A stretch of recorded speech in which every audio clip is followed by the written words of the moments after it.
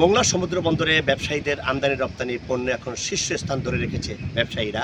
বন্দর কর্তৃপক্ষ আমাদের যেমনটি জানিয়েছে যে আগের তুলনায় মোংলা বন্দর এখন অনেকটাই পরিবর্তন হয়েছে এবং বিভিন্ন দিক থেকে ব্যবসায়ীরা আগ্রহ প্রকাশ করছে মোংলা বন্দর ব্যবহার করার জন্য। কারণ গত অর্থ বছরগুলোর তুলনায় এই অর্থ বছরে কিন্তু জাহাজ আগামন নির্গমন, পণ্য আমদানি রপ্তানি, জাহাজ ডেলিভারি সহ অনেক কিছু পরিবর্তন হয়েছে মোংলা সমুদ্র বন্দর দিয়ে। বন্দর কর্তৃপক্ষ আমাদের যেমনটাই জানিয়েছে যে চলতি অর্থ বছরের এই আড়াই মাসে 156টি দেশ বিদেশি জাহাজ মোংলা বন্দরে পণ্য খালাস করে আবার চলে গেছে। এখান থেকে কন্টেইনার ডেলিভারি হয়েছে প্রায় 8500টি টিউস, গাড়ি আমদানি হয়েছে 2113টি।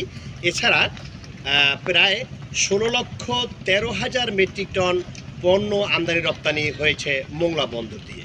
সংশ্লিষ্টরা যেমনটি জানিয়েছে যে মোংলা সমুদ্র বন্দর শুধু বাংলাদেশের নয়, দক্ষিণ এশিয়ার একটি গুরুত্বপূর্ণ নৌ বাণিজ্য ও অর্থনৈতিক কর্মকাণ্ডের কেন্দ্রস্থল মোংলা সমুদ্র বন্দর। ফলে এই বন্দরকে ঘিরে দক্ষিণ পশ্চিম অঞ্চলের অর্থনীতিতে এসেছে আমূল পরিবর্তন। আমাদের কিন্তু গত বছরের তুলনায় এর যদি তুলনা করি তাহলে কিন্তু ইতিমধ্যে জাহাজ আগমন বৃদ্ধি পেয়েছে। তারপরে আমাদের জেটিতে কার্যক্রম কিন্তু স্মুথলি চলতেছে। ব্যবসায়ীরা কিন্তু আমাদের নক করতেছে আসার জন্য।